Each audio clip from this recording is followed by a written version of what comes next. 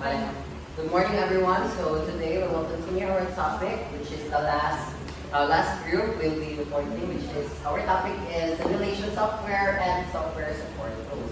But before that, we will discuss what is these two variables in our topics, which is simulation and the software support. So when we say simulation, these are a software or a set of instruction, data or program used to operate computers and execute specific tasks. So software daw, when we say software, these are mga application or mga apps in our cell phones, in our laptops, in order to operate computers and execute specific tasks. It is the opposite of hardware. Kasi itong hardware, these are the tangible or magbagta. So what are the examples of hardware? So mga PC, mga cell phone, wala siya ang hardware. Muna siya ang mga hardware. Ang software is ang mga applications. Yan, isasunod sa hardware. Next is, so muna rin siya, ang simulation software is a uniquely developed animated model that mimics a real-world setting is known as simulation. So, ang simulation is, same na Japan sa mga uban group, but ang kalayan sa simulation is, it mimics a real-world setting. So these models allow students to experience various real-world scenarios. So simulation in education is to attempt to integrate fieldwork and coursework better. A simulation program might be built based on hypothetical events to learn how a system operates.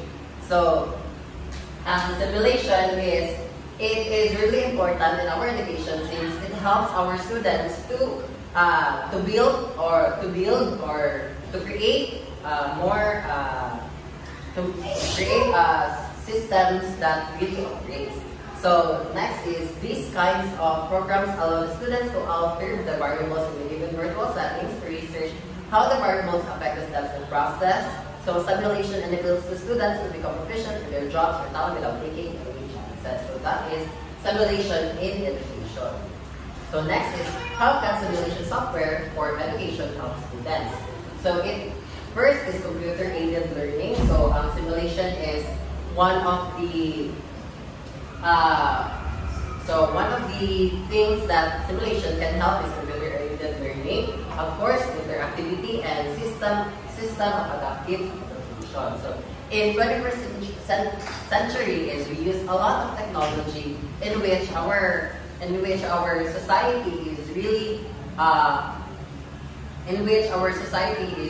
kind of capable na sa mga technology in our society. So first simulation software is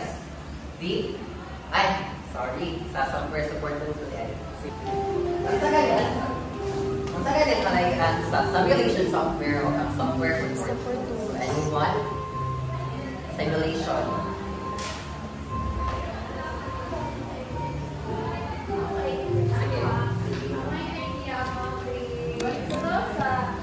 So, simulation software. Simulation is it mimics real-world scenarios and as well as allow mga students yung mga experience din kung sa real-world scenarios na sa tinatawag and also software support is diba ang software is di siya tangible which is simulation sa Computer application lang siya. application. So it's better if they work together para siya Thank you so much.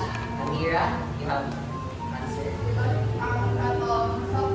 Simulation software kay animated model nga minimig daw ang real-world setting. Ay, idula pareha itong cashier simulation. So, through cashier simulation kay integrate po ang math ba kay pag-add, pag-minus, na. Software support. Software support tools kay para sa giingon ni sustain na makatabang po siya sa mga people with disabilities para ng lisod of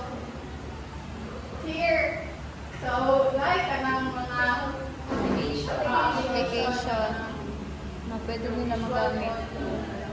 So thank you so much. All of your answers are correct. So now we will delve into what are some applications or some apps in our simulations software. So first is our Articulate 360. So Articulate 360 is an all-in-one e-learning development. Let's say e-learning is electronic learning development platform designed to help educators, instructional designers, and organizations create engaging and interactive online courses. So it offers a suite of tools for creating responsive and multimedia-rich learning experiences with a requiring advanced technical skills. So later on, we will delve in about Articulate 360. So here are the how to manipulate Articulate 360. So first is sign in. So muna siya ang interface sa Articulate 360. You need to sign in your email and if bago pa ka, you can log in. So nana siya sa taas, log in. Next, if masugod na mo sa Articulate 360, is magiging siya mag-success. So mag-success ka sa buhay. Yes. Ang Articulate 360 is tagaan mo 1 month free trial in which you can avail of their premium products, which is pwede mo maka-search, maka-create ng mga AI ng mga. Next, ano dito siya? Canine.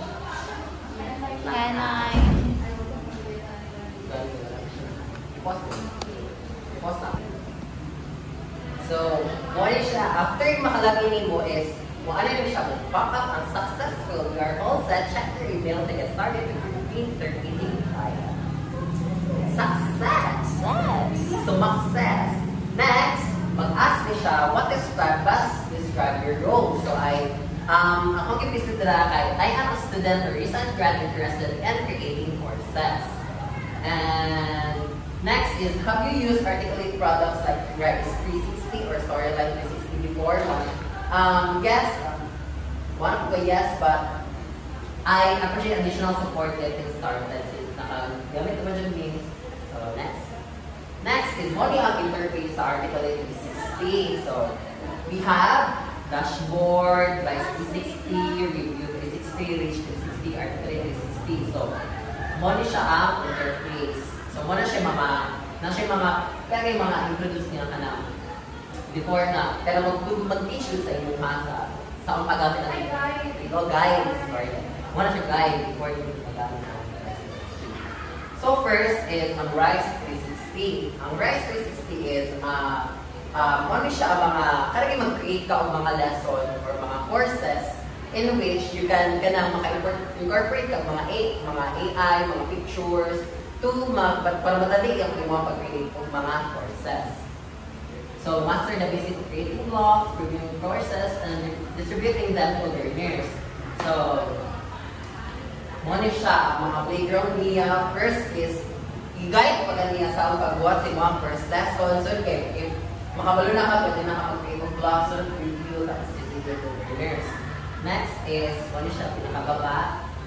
Tapos sunod, kay ang dashboard. So, ang dashboard, kay muna siya, dito ang mga AI policy template, Rise 360 contents, mga courses in which you can apply to yourselves. Next is, sa baba na siya sa dashboard. Sunod, kay kani siya, muna siya ang pinaka-highlight dun sa Rise 360. So, ang kaning Rise 360 manggol is, maka-create of mga lessons in which pwede ka maka-manipulate lang ka na mag-create ka mo. Pero, with the help of AI assistant, you can create more diverse ng mga activities. Like, for example, mag-prompt lang ka dira o make an activity about blah blah blah. So, mag-create na dahil ang AI assistant sa Rise 360. Yes. Wala siya. So, mapadali lang yung pagbuhat sa mga courses or mga lesson in just one tap. So we have highlighted some of our AI most scientific features. So create courses, quizzes, and summaries. Generate lesson summaries. Import text directly into blocks. Ang pasabot sa blocks is mura kayo siya PowerPoint. Mura siya gigana. Yeah, so here are the advantages of Articulate 360. Is first, of course, engaging and interactive. So, sa Articulate 360 is, nato siya mga application or mga mga app ay mga dula-dula nga in which dili lang siya more on ka na mag-discuss ganyan. Imbes na ka na mga lesson na siya, kay ang kani siya, kay na siya ka na mga page nga ka na maka-answer ganyan ang bata. Mo siya ka na matap-tap niya. So next is educational focus. So cover core topics like subtraction, addition, grades, value, and profits. So pwede ma-integrate ang mga different types of subjects and our different types of mga applications. Next is easy to use. So the highlight is Articulate is, kasi pag dili kayo kakabala sa Articulate is, for the meantime, sige nakagamit sa Articulate, makabalo na dyan kasi lahat application. Next is free resources, offer a mix and free paid activity make learning accessible. So, di ba, ang Articulate, kagintagahan ka o 1 month to use Articulate sa ang Articulate 360. So, very technical siya. Next is support teachers and parents, provide suitable worksheets and lesson ideas for enforcement. So, wala na siya sa advantages of Articulate 360. So, engaging, focus, is free use and free resources and support teachers and parents. So, naman siya mga disadvantages. Ang first disadvantages is limited free content. So, di ba, after mahuman ang imuhang 1 month free trial, di na ito rin gumagamit ng AI. So, wala siya ang limited lang dyan siya sa free content. So, kailangan mo mag-subscribe, which is dollar na kung kaayo. Kaya dito man siya sa laing nasod. Walang siya ang disadvantages. Pero, some of the kanang content sa Articulate 360 magamit siya kung siya. Pero katong AI nga kuhan, kaya hindi na ito siya hindi ko magamit. Yes. Magamit na dapat dito siya. Next is internet access requires. Of course, akali siya is needed dito siya on internet because this is an online e-platform in which so it may not work well without an internet connection. And a lot of ads to pop up if nakatry ko after na uman ang 1 month free trial kaya na siya pop up ng mga hindi na mong ads. Next is limited customization na. If mahuman na imo ang 1 month free trial is na siya yung mga limited customization. Para sa itong kanang hindi na mo gamit ng AI, hindi na mo gamit ng blocks, pero pwede rin siya mag-integrate yung mga pero imo ng code. Next is Nearpod, which will be reported by me. Proper expression. So next, we have our last software support tool, which is the HandTalk Simulator. So HandTalk Simulator, you can download it to Play Store, and HandTalk Simulator is na siya sa mga 64 MB, basta less than 100 MB. So let's download into HandTalk Simulator. When we say HandTalk Simulator, HandTalk app is a pocket translator that automatically translates oral language both in text and audio to sign languages such as English to ASL or Portuguese.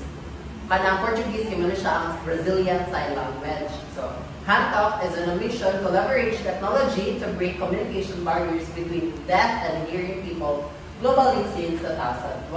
So, ang HandTalk Simulator is nugay lang dyan siya nga app kaya hindi ka pa dyan siya sa Brazil. But, i-adapt siya sa mga sa US in order for our all communities to experience and to leverage to break barriers.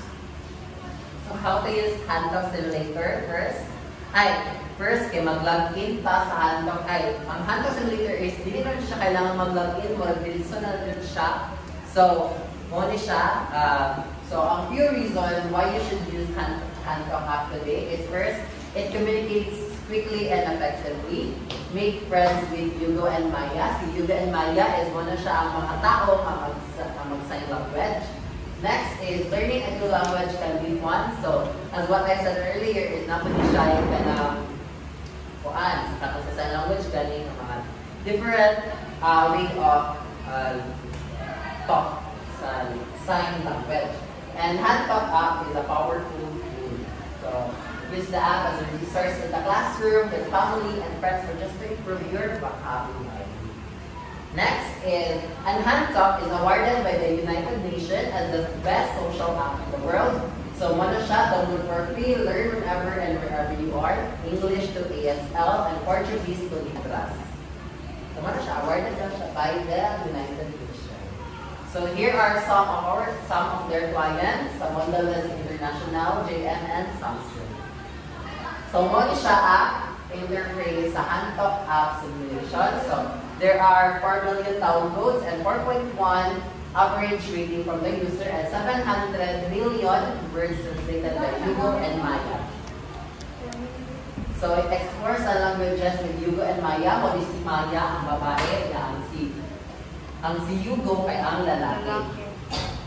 So si Maya is translate text or audio, text a text or say something for a character to translate to the chosen sign language just like that. Choose the sign language you want to learn. For example, you want to learn about Brazilian and Portuguese, so pwede po siya. So, customize Maya and Hugo with your favorite items. Pwede po siya ninyo, sa linaan, ganyan ninyo mga translator. And also, you can say translation for your favorite mode. Yes, so ilahan man yung, so what our user saying is, gani siya, mga meron siya o kanang feedback gani about sa app. Yeah, so Hugo has been our go-to from the beginning of our journey with Adapt. Fosters to adopt child easy, fast, accelerated, gentle. Hugo has gotten us through the roughest patch of our daily countdown. So, one siya, Hantok Simulator. Play ba ang video? One siya, so ang paggamit. So, nana siya kanang mura ganing kanang siya kanang before ka makasulod is kanang mura tudluan sa ganing kaniya mura siya kanang tutorial. Nana siya tutorial. So, first is increase or decrease translation speed. Nana siya dira. Next, can I see your recent translation and add new ones to your favorites? Next. Press the microphone button, speak, and Hugo or Maya will do the translation. Pwede ka speak or pwede pa type. Next. Take a picture or text to use an image. Yun siya. Or change the translation language. And repeat the translation when you need. And rate Hugo and share the translation. So, that's it, how to use the Hantok Simulator. Next, kani siya, nag-prompt ko, for example, hi. Wala na siya, muhatag siya o pagkawas ng hi. Hi, for example. So, ang sign language hi kay Hana. Hi. Hi. Or salud or hello. Same lang dyan sa hello. Hello. Wala na siya. Or thank you. Oh, English. Thank you very much. Kahit pa lang sa ibang sa English. Pero kami siya, pwede niya siya sa English o how are you? Mali na siya pag-aano. What are you doing? Dapat na siya, how are you doing na noon? So, what na siya? Sabihin, what are you? What is your name? Wala na siya. What siya? Why do you use your name? What is your name? What is your name? Yeah. So, what siya? Saan na siya pag-aano? Hello, hi. So, advantages of Hantok is promote accessibility, so help reach communication gaps between the hearing and deaf communities. Educational tools aids in learning sign languages, especially for beginners. User-friendly, often easy to use with a simple interface. Instant translation, dahil ang education ng hatag di ba, gusto na net. Provides quick sign language translation for common words and phrases. Next, it encourages inclusion, raises awareness about sign language and its importance. So, if may advantages na po tayo, advantages. First is limited accuracy, may not capture complex grammar, expression, or nuances of sign language. Diba? If magalit ka kayo, mura siya nasuko, mura siya nagana. Mura poker face lang yung nakikita. Pero if sa in-conjunct is, some of our deaf and mute quality. Kapag magalit sila, kailangan mo siya na siya, ano naman siya kailangan ko. And not a replacement for human interpreters. So, ang human interpreters is dahil raman dyan mo deliver of kanang sign languages. Limited vocabulary, some senators might not support full sign language dictionaries and requires internet or device compatibility. Yes, a Handtalk Simulator is an online e-platform in which kailangan mo siya net. Eh, di ba? Dili man dyan ka maka-kuan good, dili ka maka-sign language if wala kay net. Eh. Because of that. Net. Yeah. So, over-reliance on AI user might mistakenly believe it fully replaces learning or understanding sign. So that ends our discussion about the simulation support tools and software support tools. So I hope you have learned something today, and thank you so much.